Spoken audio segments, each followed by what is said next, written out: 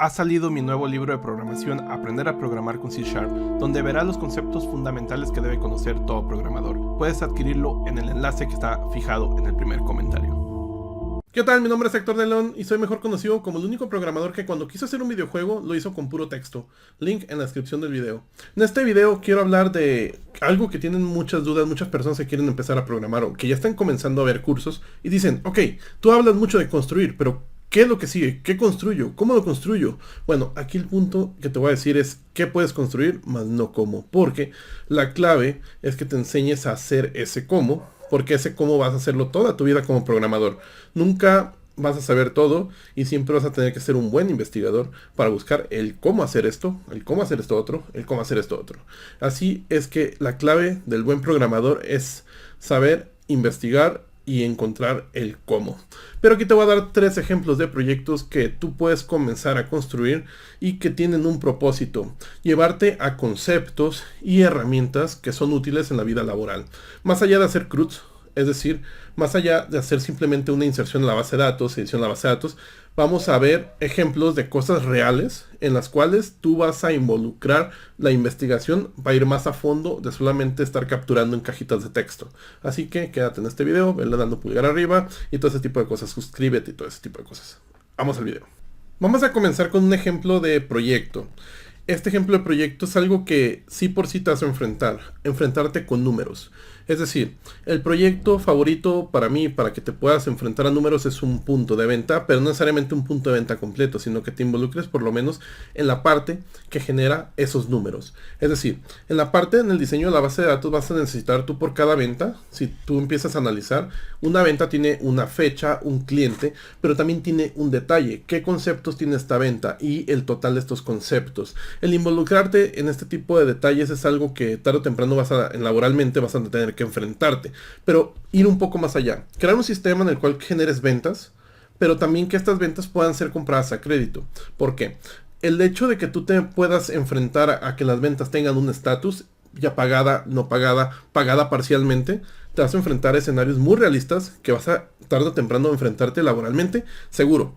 Porque cuando tú tienes una venta con estatus, no solamente pagada, sino que estatus en parcialmente pagada, vas a meterte al tema de recargos. ¿Los recargos qué son? Bueno, el recargo es una multa porque esta venta tiene una fecha límite para ser pagada. Si tú no la has pagado en esa fecha límite, bueno, se te va a aplicar un recargo, el cual va a ser una multa a que tu total va a ir incrementando. Y aparte te puedes ir metiendo también a meter descuentos. Un descuento para que tú puedas aplicárselo a esto. Esto te va a involucrar a meterte a hacer operaciones que son muy comunes, que es trabajar con decimales. Sobre todo si trabajas con lenguajes de programación como JavaScript o Python, te va a involucrar a ver las problemáticas que tienen esos lenguajes de programación con este tipo de números. Si has trabajado con Java, con C#, estas problemáticas son más fáciles de solventar.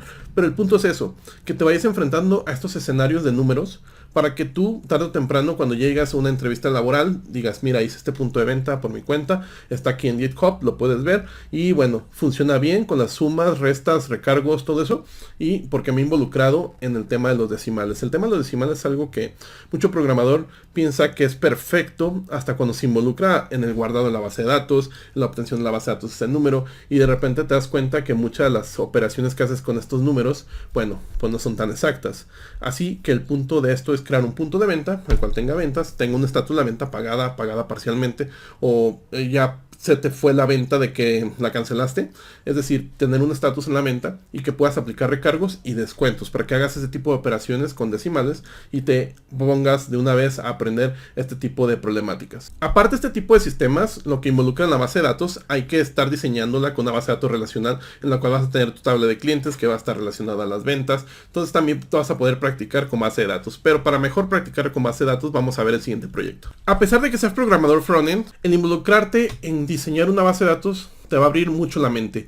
El siguiente proyecto es un sistema escolar. El sistema escolar tiene entidades muy interesantes. Tienes una entidad maestro, tienes entidad alumno, tienes entidad intermedia llamada materia. Los alumnos tienen materias, los maestros imparten materias, pero tú también vas a una clase. Es decir, la materia se imparte a las 8, a las 11, a las 1, y dependiendo el horario es un maestro el que le imparte. Entonces tú te tienes que relacionar de alguna manera, tú como alumno, a un horario que tiene una materia, que tiene un maestro. Este tipo de interacciones las tienes que manejar en la base de datos con sus llaves secundarias, llaves foráneas, tienes que manejarlas sobre todo con una normalización de la base de datos. El hecho de esto es que practiques cómo diseñar esta base de datos. Ni siquiera aquí te estoy dando una propuesta que diseñes el sistema, sino que te involucres a hacer la base de datos, porque esto te va a abrir mucho la cabecita para cuando estés diseñando bases de datos más complejas. Entiendas realmente el propósito de una base de datos relacional, por qué se tiene que diseñar de esta forma, y sobre todo te metas al tema de la normalización de base de datos. La normalización de base de datos, si nunca lo has escuchado, bueno, aquí en este canal tenemos un video que es muy visto, de los más vistos en todo YouTube, en el cual te puedes involucrar a la normalización de base de datos y aprenderla. Este tipo de sistema no solamente involucra alumno, horario, maestro y materia, sino que también puedes hacer planes de estudio. Es decir, el plan de estudio tiene, en el primer grado tiene estas materias, en el segundo grado tiene estas otras materias. Entonces tú puedes también involucrar en el diseño de la base de datos cuál es tu progreso como alumno en un plan de estudio, y de esta manera también te involucras más allá de solamente un diseño que está interaccionando en una parte, sino que también estás interaccionando ahora en tu plan de estudios. Cuántas materias llevas de ese plan de estudio, puedes sacar el porcentaje haciendo consultas. Es un buen escenario para practicar base de datos, el sistema escolar, manejar alumno, materias, horarios, sobre todo plan de estudios, cuál es tu progreso, tus calificaciones, tus exámenes, todo este tipo de entidades. Practicarlas en una base de datos te va a apoyar bastante. A pesar que seas programador frontend, te va a hacer una forma abstracta de que puedas categorizar las cosas, y sobre todo te va a servir mucho cuando llegues al punto laboral en diseño de base de datos, no necesariamente sistemas escolares, pero sí muy parecidos. El tercer ejemplo es una agenda. Una agenda, es decir, el lunes voy a hacer esta cosa, el martes voy a hacer esta otra cosa. Pero esta agenda no solamente involucra guardar información, sino que es el manejo de fechas. El manejo de fechas, he visto que los programadores novatos quieren hacerlo de una manera a lo mejor muy natural, pero a veces no entienden que el manejo de fechas ya tienen las herramientas necesarias para hacer sumas de horas, hacer sumatoria de minutos. Por ejemplo, cuando tú estás agendando una hora, es decir, quiero estudiar a las 8 de la mañana de 8 a 10, automáticamente tú puedes hacer esa sumatoria, es decir, 8, 2 horas, ok, y 10 automáticamente se guarda en la base de datos. Esto te va a ayudar mucho a entender que las funciones de fecha están ahí para ti, es decir, no son algo que tengas que reinventar. Tienes funciones para sumar meses, restar meses, sumar horas, sumar minutos, y esto es muy útil porque muchas personas a veces aquí en este punto se rompen, o a veces dicen, es que no sé cómo hacerlo, no entienden que hay una entidad datetime, sobre todo en los lenguajes de programación más conocidos, JavaScript, C#, todos tienen un objeto de datetime que tiene todo este tipo de operaciones. Pero vamos un poco más para allá. Manejo de hora universal, es decir, que tu hora no sea la misma para ti que para una persona que vive en España, por ejemplo, en Japón, que se maneje la hora local. Esto también es un buen ejercicio de decir, ok, en la base de datos vamos a manejar la hora local, investigar cómo se manejan las horas locales, para que tu hora, tus 9 de la mañana, sea la hora exacta de España, que creo que son como las 4 de la tarde. Es decir, a pesar de que tú estás en México o en España, en Perú, la hora sea local siempre manejada, pero en la base de datos, ¿cómo vas a interactuar con esto? Eso es interesante, el manejo de la hora local, porque te lleva a un punto más allá. Y como un punto extra, es notificarte a ti en tu aplicación en tiempo real de cuando ya te toca la hora de lo que estás agendando. Es decir, ya en media hora te toca estudiar, porque son las 7 de la mañana, 7:30 de la mañana, te toca estudiar a las 8 y que te avise. ¿Cómo lo vas a hacer? Aquí tienes que meterte a una tecnología llamada Socket, o en este caso, si estás utilizando C#, te puedes meter a SignalR. Si estás utilizando Laravel, puedes meterte hasta con Firebase, puedes manejar esto en lenguajes de programación como PHP, pero también hay manejo de sockets en PHP o en JavaScript. En JavaScript, si estás utilizando Express, está Socket.io. Socket.io también sirve para este tipo de interacciones en tiempo real. Es lo interesante, que este tipo de proyectos te llevan a investigar cosas que van más allá de solamente un CRUD.